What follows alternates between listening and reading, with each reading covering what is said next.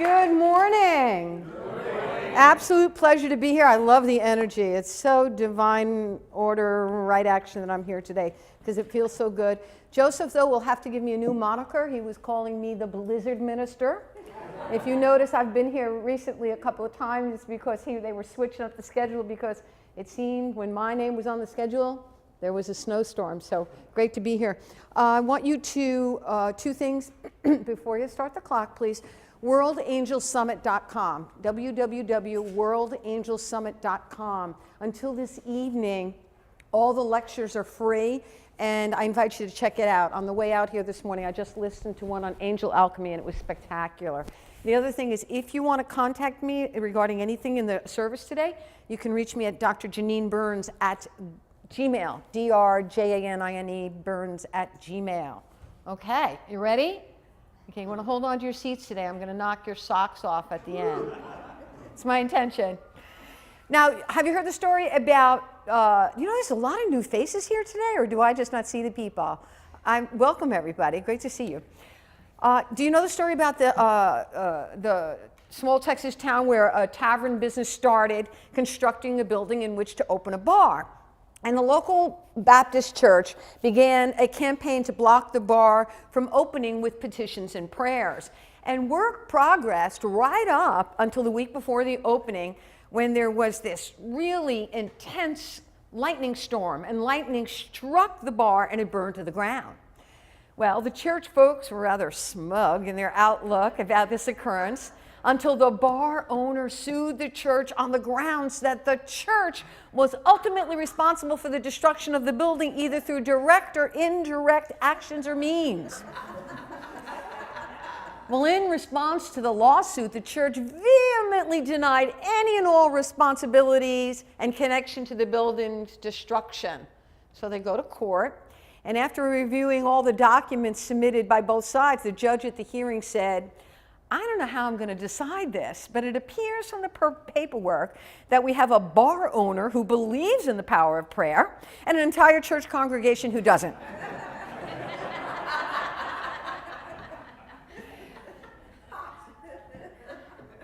New Thought teaches there's a divine excellence within each of us. Isn't that fabulous, a divine excellence? There's a divine excellence within me. Say that with me.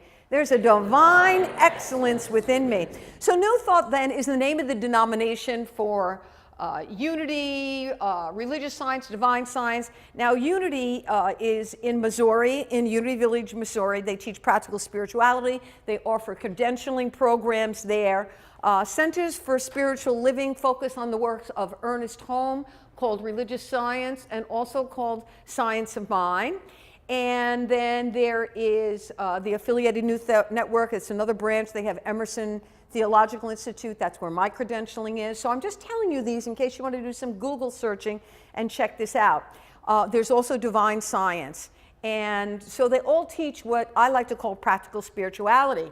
Now, when I began my advanced studies in this journey of being credentialed, I had to decide, am I going to be a Unity minister or a religious science minister?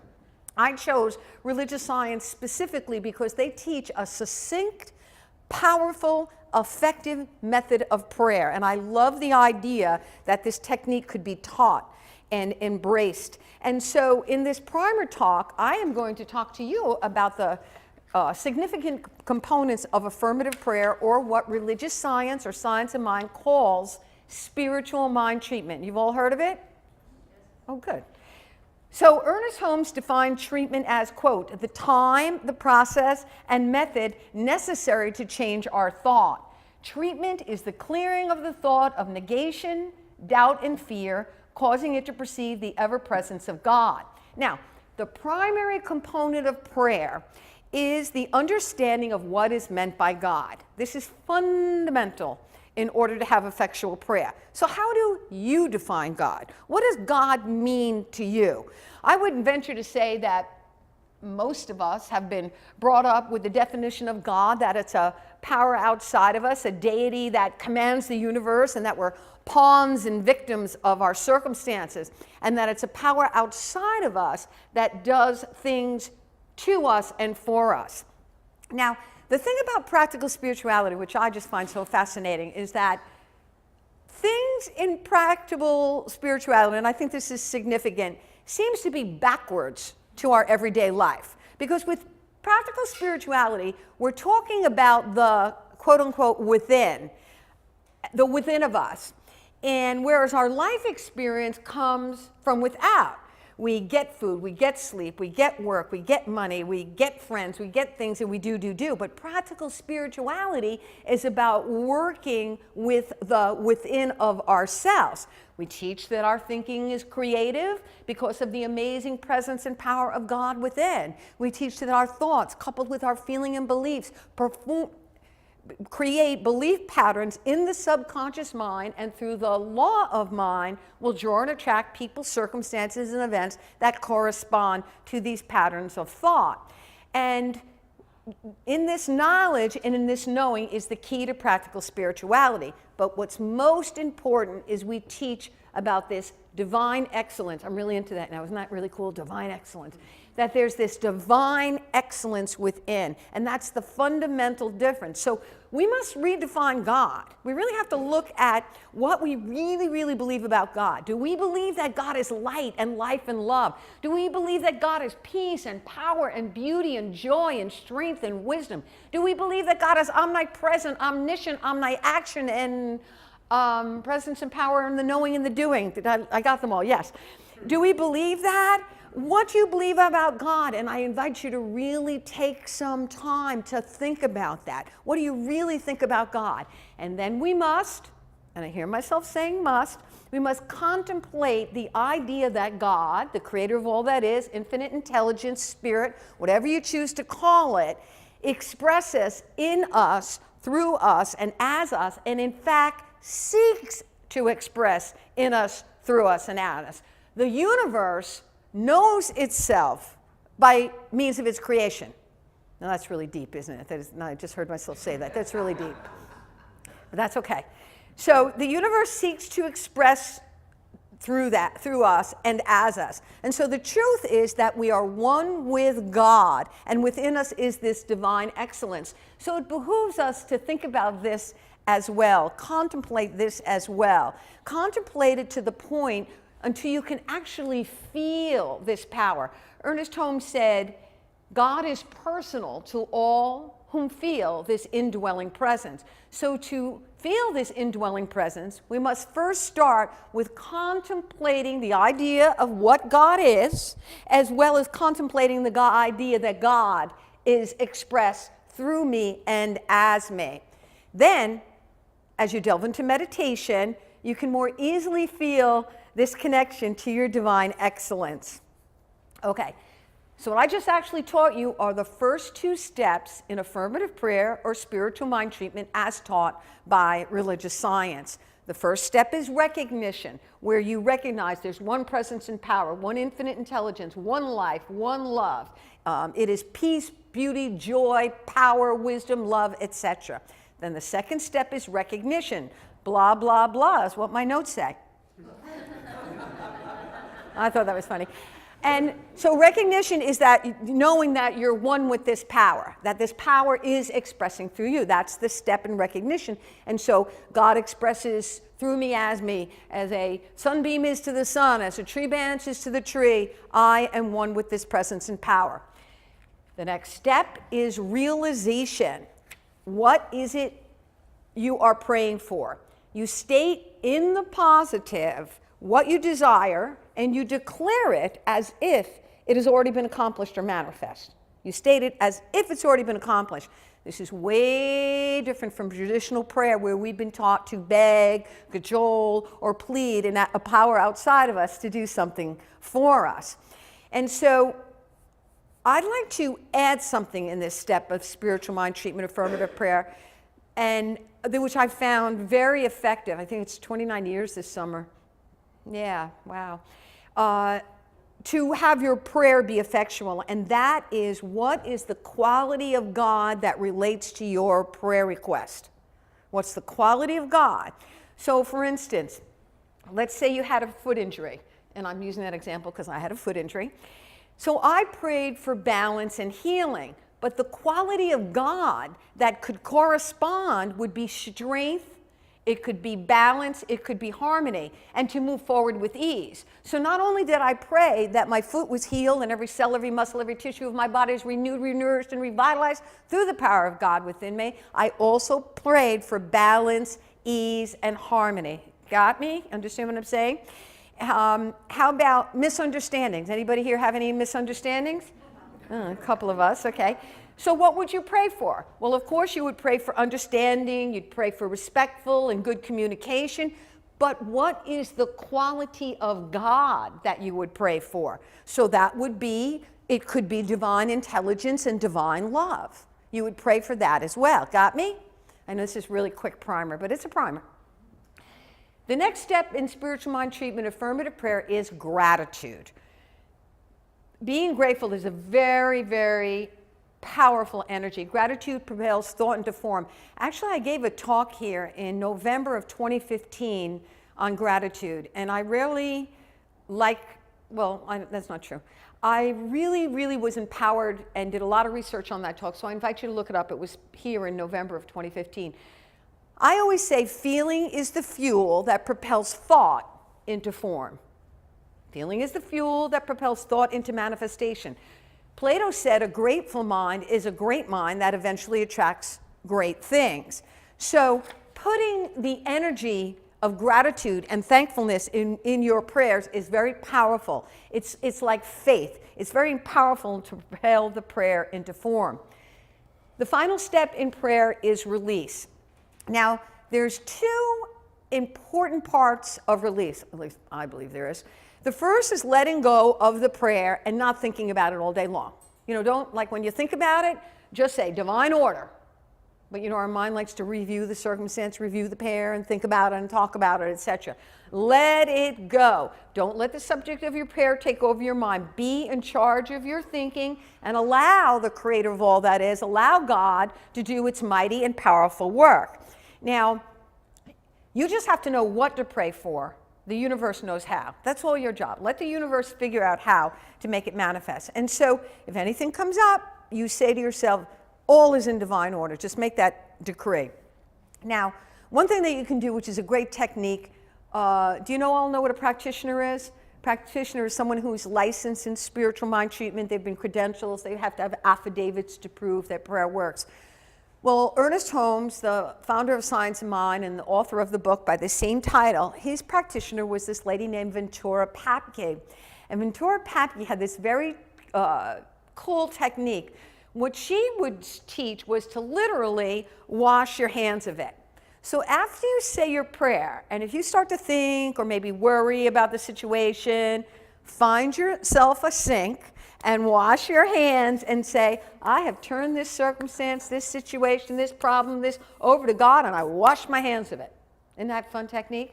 I do that after all my funerals, by the way, for the sadness, but it's a great technique.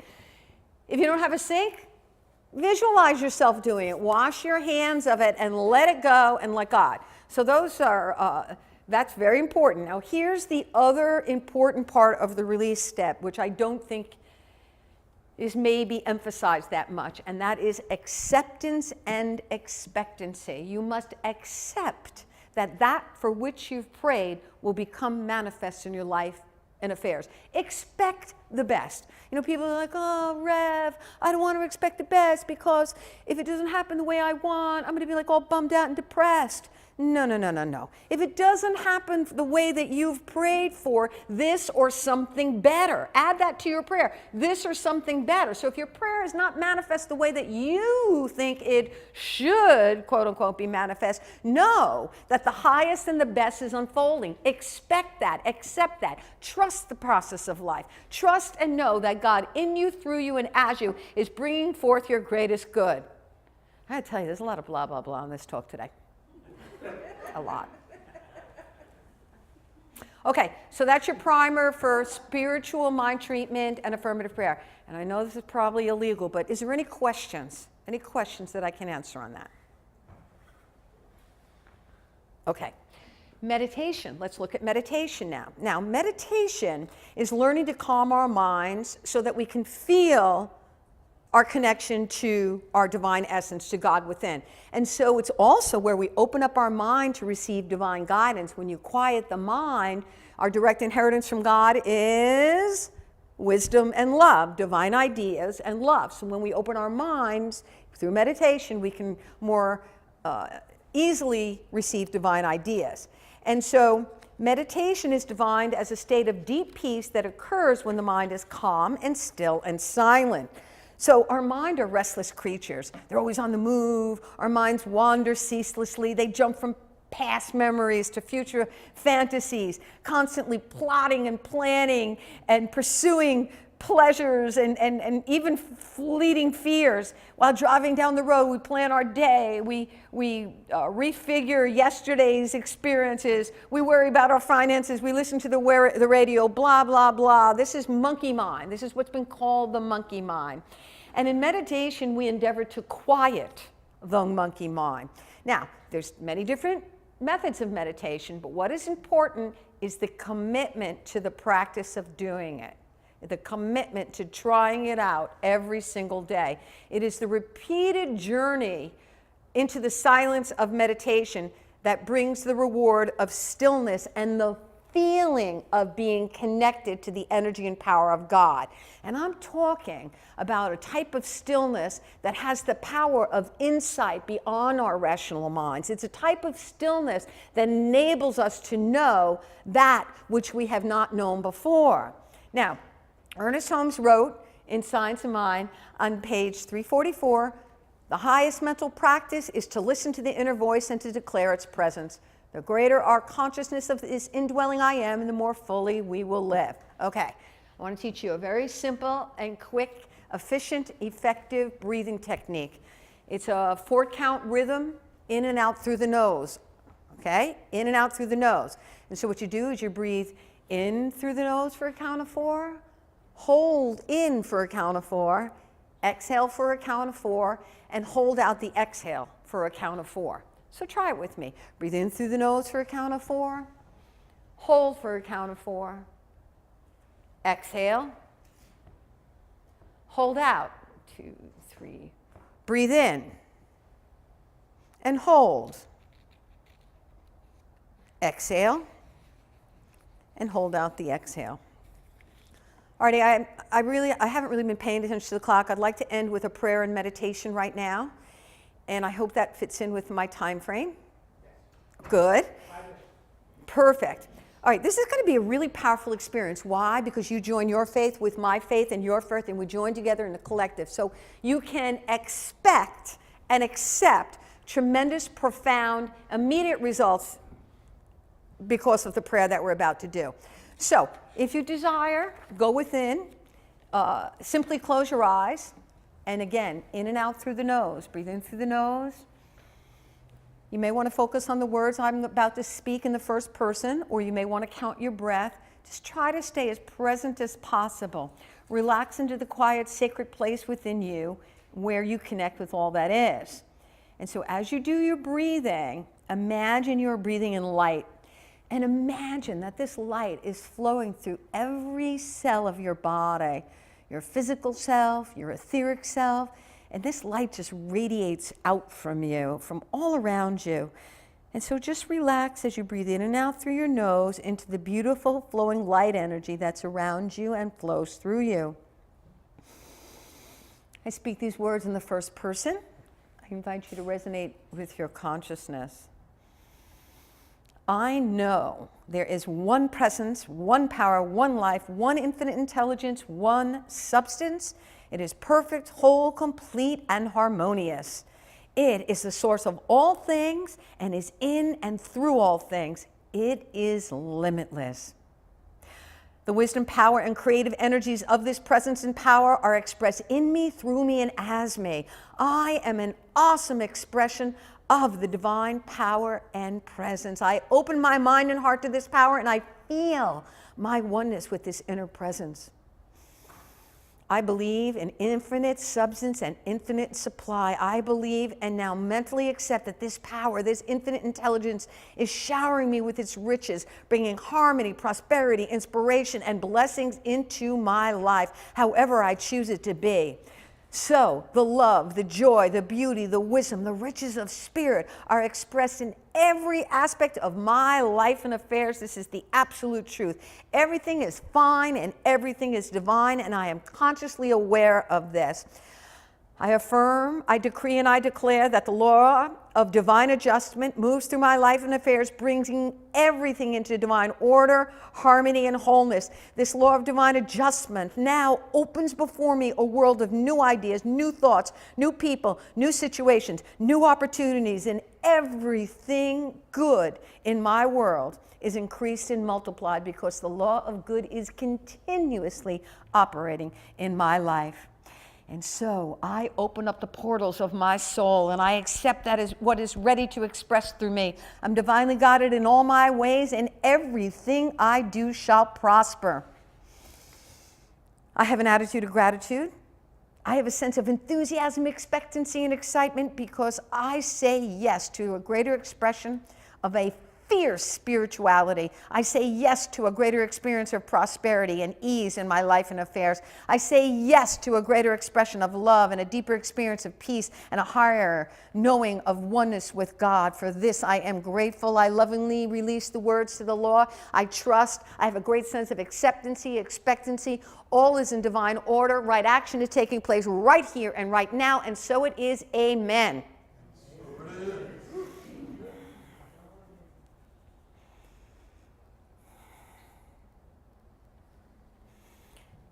And when you're ready, in your own time, in your own way, I invite you to come back to this room. Take a few slow, deep breaths in and out of your mouth this time. In his wonderful book entitled Prayer is the Master Key by James Dillard Freeman, he said the great purpose of prayer is this: to turn wordless longing into words of truth, to turn words of faith into life-supporting attitudes, to turn life-supporting attitudes into brave, wise, loving acts, and to turn brave, wise, loving acts into a full life. So I call upon you today to live life full out and glorify the divine excellence that is within you. And so begins your lesson. Thank you.